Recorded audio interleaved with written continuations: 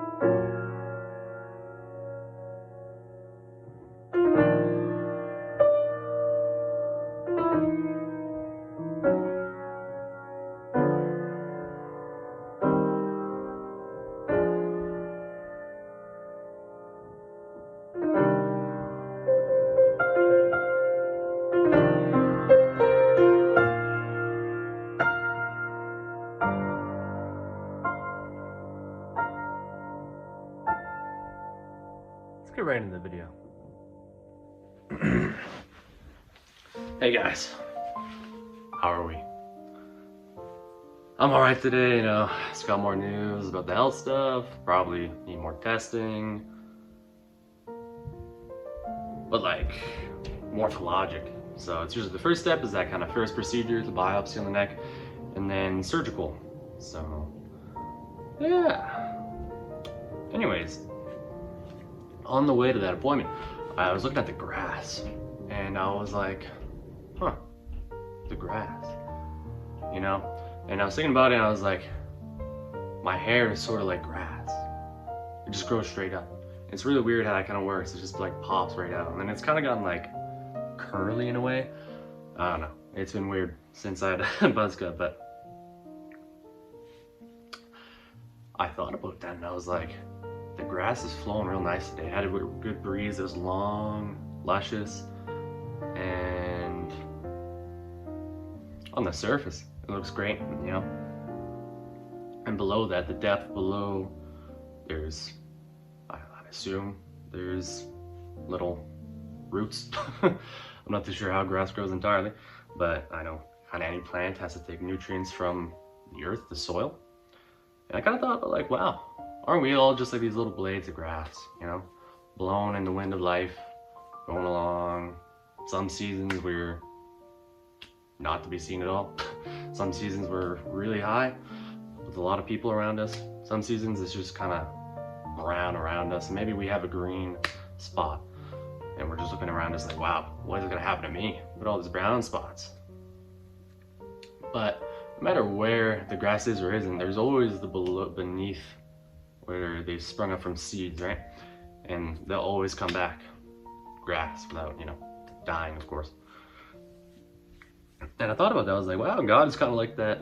He's the one who planted our seed, right? He grew us up in the way that we're meant to be. We place us where we are in life, where we're meant to be.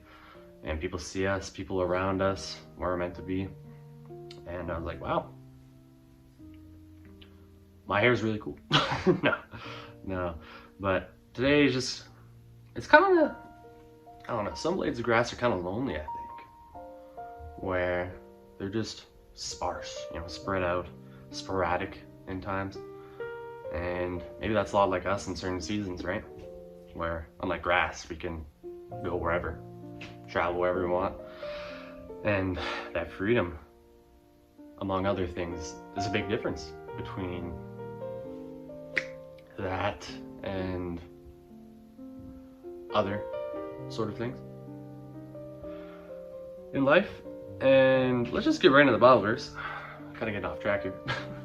It's going to be in Deuteronomy chapter 31. Let's see if you know the verse. Be strong and of good courage. Do not fear nor be afraid of them. For the Lord your God, He is the one who goes with you.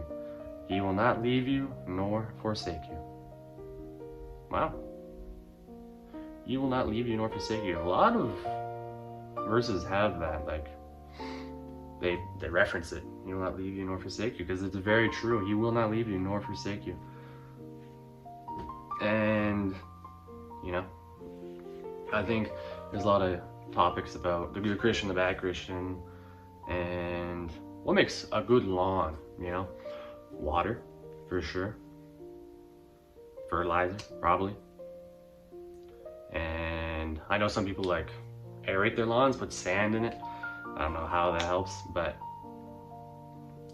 you get a really good looking lawn after.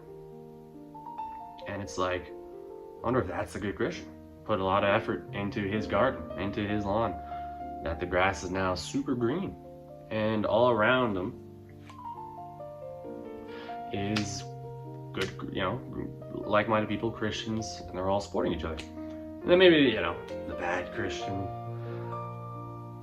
the lawn doesn't get watered, a lot of poor circumstances, pretty sparse, pretty sporadic, no aeration, nothing like that. But below it all, right, it's still the same earth, right? It's still the same kind of seed at the bottom that sprouts the same grass, the same, species, right? That's like us too, and that's why I think there's a lot of courage in, good versus bad. And that's why I think it doesn't matter, there's good versus bad.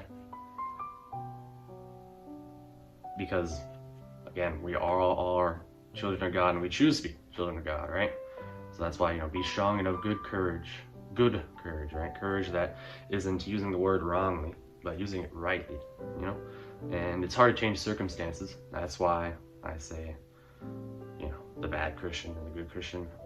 We shouldn't really think about it like that. But of course there are, those who use the Bible wrongly, but we've talked about that before. What I want to talk about today is just that grass, flowing in the wind. And just that peace, the serenity that kind of surrounds it all, right? It's just grass, usually we step on it, we don't really think about it, but all around us green, and it's beautiful.